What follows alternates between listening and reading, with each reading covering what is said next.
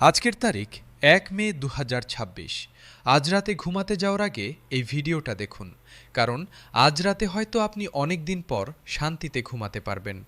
যে চিন্তাটা প্রতি রাতে আপনাকে জাগিয়ে রাখত, যে হিসাবটা মাথার ভেতরে ঘুরতে থাকত, যে প্রশ্নটার উত্তর খুঁজে পেতেন না, আজকের এই ভিডিওতে হয়তো সেই প্রশ্নের উত্তর আছে। আমি জানি আপনি ক্লান্ত, ১১ বছর ধরে ক্লান্ত। প্রতিবার আশা করেছেন, প্রতিবার হতাশ হয়েছেন। এতটাই হতাশ হয়েছেন যে এখন আর আশা করতেও ভয় লাগে। কিন্তু আজকের খবরটা একটু আলাদা। একটু না, অনেকটাই আলাদা। কারণ আজ কথা নেই, কাজ আছে। প্রতিশ্রুতি নেই, সিদ্ধান্ত আছে। আর সেই সিদ্ধান্তের পুরো বিবরণ আজকের এই ভিডিওতে আছে। তাই শেষ পর্যন্ত থাকুন, ১ মিনিটও মিস করবেন না। আজ ১ মে ২০২৬, শ্রমিক দিবস।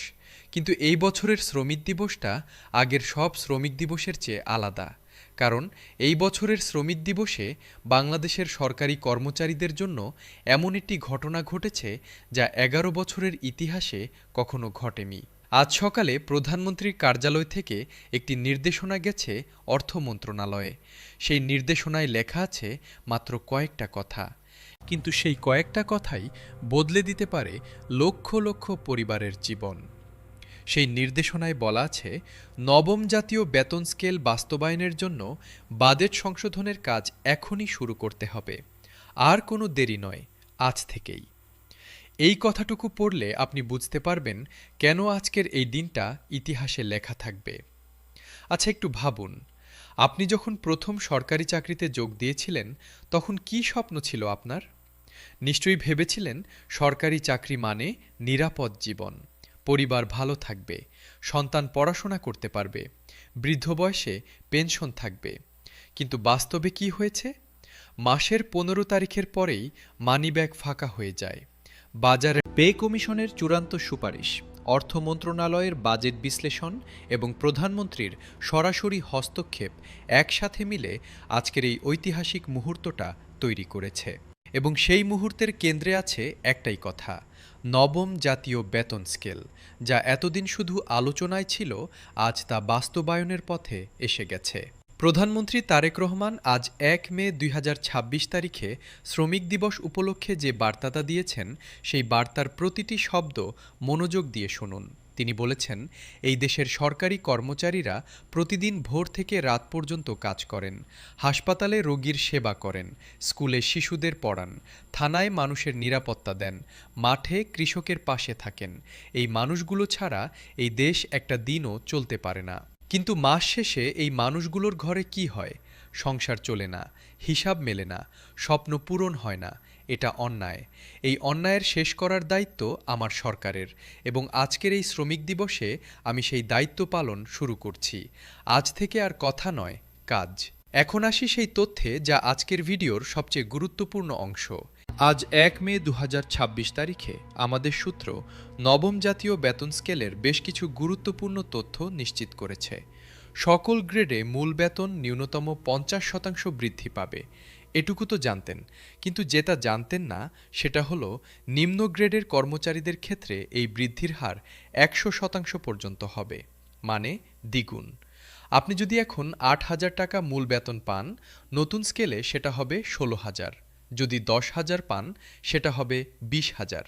আর কোনো কর্মচারীর সর্বনিম্ন মূল বেতন ২০,০০০ টাকার নিচে রাখা হবে না। এই তিনটা কথাই যদি বাস্তবায়িত হয়, তাহলে বাংলাদেশের সরকারি চাকরির চেহারা সম্পূর্ণ বদলে যাবে। কিন্তু শুধু এটুকুই নয়, আজকের সবচেয়ে বড় চমকটা এখনও বলিনি। আজ ১ মে ২০২৬ তারিখে সরকারের একটি শীর্ষ সূত্র নিশ্চিত করেছে যে নতুন বেতন স্কেলের সাথে একটি সম্পূর্ণ নতুন ব্যবস্থা চালু হবে। সেটা হলো স্বয়ংক্রিয় মহার্ঘ ভাতা। প্রতি বছর দেশের মূল্যস্ফীতির হার অনুযায়ী সরকারি কর্মচারীদের বেতন স্বয়ংক্রিয়ভাবে বাড়বে, মানে বাজারে দাম বাড়লে আর রাস্তায় নামতে হবে না, আর স্মারকলিপি দিতে হবে না, আর আন্দোলন করতে হবে না। বেতন নিজেই বাড়বে প্রতি বছর। এই একটা সিদ্ধান্তই ১১ বছরের সমস্যার স্থায়ী সমাধান। আর কোনো প্রজন্মকে এই কষ্ট পোহাতে হবে না। বকেয়ার বিষয়ে আজ এমন কথা বলা হয়েছে যা এর আগে কেউ এত সরাসরি বলেনি। অর্থ মন্ত্রণালয়ের একটি শীর্ষ সূত্র আজকে একটাই কথা বলেছে, বকেয়া দেওয়া হবে। নতুন বেতন স্কেল যে তারিখ থেকে কার্যকর ঘোষণা হবে সেই তারিখ থেকে এখন পর্যন্ত যে পার্থক্য তৈরি হবে তা বকেয়া হিসেবে পরিশোধ করা হবে। একবারে না হলে কিস্তিতে হবে, কিন্তু দেওয়া হবেই। এই একটা কথাই আজ লক্ষ লক্ষ কর্মচারীর মুখে হাসি ফোটানোর জন্য যথেষ্ট। কারণ অনেকে বিশ্বাসই করতেন না যে বকেয়া কখনো পাওয়া যাবে। অবসরপ্রাপ্ত কর্মচারীদের কথা আলাদাভাবে বলতে হবে, কারণ তারা সবচেয়ে বেশি ভুলে যাওয়া মানুষ, যারা সারা জীবন দেশের জন্য দিয়ে গেছেন। ঘুম থেকে উঠে অফিস, অফিস থেকে ঘর, বছরের পর বছর। কিন্তু অবসরে গিয়ে দেখেছেন পেনশনের টাকায় ওষুধও কেনা যায় না। বাজারে গেলে হিসাব করতে হয় কোনটা কিনব কোনটা কিনব না।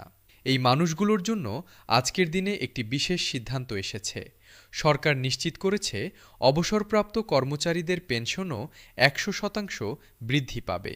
যিনি ৫,০০০ টাকা পাচ্ছেন তিনি পাবেন ১০,০০০, যিনি ১০,০০০ পাচ্ছেন তিনি পাবেন ২০,০০০।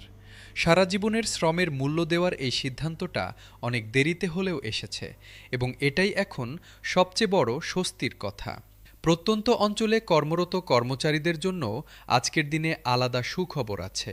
যারা পরিবার ছেড়ে দূরে হাওরে পাহাড়ে চড়ে কাজ করছেন, তাদের সেই বাড়তি কষ্টের জন্য একটি আলাদা দুর্গম ভাতা চালু করার সিদ্ধান্ত আজ চূড়ান্ত হয়েছে। কারণ ঢাকায় কাজ করা আর সুনামগঞ্জের হাওরে কাজ করার কষ্ট এক নয়। সেই পার্থক্যটার স্বীকৃতি দেওয়াটাই এই ভাতার উদ্দেশ্য। পদোন্নতির ক্ষেত্রেও নতুন নীতি আসছে। যারা বছরের পর বছর একই পদে আছেন তাদের জন্য বিশেষ পর্যালোচনার ব্যবস্থা রাখা হবে। যোগ্যতার ভিত্তিতে দ্রুত পদোন্নতির পথ খুলে দেওয়া হবে। অর্থমন্ত্রী আমির খসরু আজকের শ্রমিক দিবসে একটি কথা বলেছেন যা মনে রাখার মতো। তিনি বলেছেন, আমরা সরকারি কর্মচারীদের বেতন বৃদ্ধিকে খরচ হিসেবে দেখি না, আমরা এটাকে বিনিয়োগ হিসেবে দেখি। ১৫ লক্ষ কর্মচারীর হাতে যখন বেশি টাকা আসবে, সেই টাকা বাজারে আসবে, ব্যবসায়ীরা বেশি বিক্রি করবেন, কারখানায় উৎপাদন বাড়বে, নতুন কাজের সুযোগ তৈরি হবে, দেশের রাজস্ব বাড়বে। মানে আমরা যা বিনিয়োগ করছি তার কয়েক গুণ ফেরত আসবে। এটাই অর্থনীতির নিয়ম, এবং এই নিয়ম মেনেই আগামী বাজেটে ৭০,০০০ কোটি টাকারও বেশি বরাদ্দ দেওয়া হচ্ছে। সরকারি কর্মচারী সংগঠনের একজন নেতা আজকের এই খবর শুনে কাঁদতে কাঁদতে বলেছেন, আমরা ২০ বছর ধরে লড়াই করছি। আমাদের মধ্যে অনেকে এই লড়াই শেষ দেখে যেতে পারেননি, মাঝপথে চলে গেছেন। কিন্তু আজকের এই দিনে তাদের কথা মনে পড়ছে। তারা যে স্বপ্ন দেখেছিলেন সেই স্বপ্নটা আজ পূরণ হওয়ার পথে। আমি বিশ্বাস করি তারা যেখানেই আছেন আজকের এই সংবাদে তারাও খুশি হয়েছেন। চূড়ান্ত ঘোষণা কবে আসবে এই প্রশ্নের উত্তরে আজ ১ মে ২০২৬ তারিখে সরকারের একটি নির্ভরযোগ্য সূত্র জানিয়েছে, বাজেট সংশোধনের কাজ আজ থেকে শুরু হয়েছে। আগামী কয়েক কর্মদিবসের মধ্যে সেই কাজ শেষ হবে। মন্ত্রিপরিষদের বিশেষ বৈঠকে চূড়ান্ত অনুমোদন হবে, এবং তারপরই আসবে সেই ঘোষণা, যে ঘোষণার জন্য ১১ বছর অপেক্ষা করা হয়েছে। সেই মুহূর্তটা এখন দরজায় কড়া নাড়ছে, শুধু দরজাটা খোলার অপেক্ষা। আজ রাতে যখন বিছানায় যাবেন, ছাদের দিকে তাকিয়ে আর হিসাব করতে হবে না। আজ রাতে শুধু একটু স্বস্তিতে শ্বাস নিন, কারণ যে পরিবর্তনের অপেক্ষায় ছিলেন সেই পরিবর্তন এসে গেছে।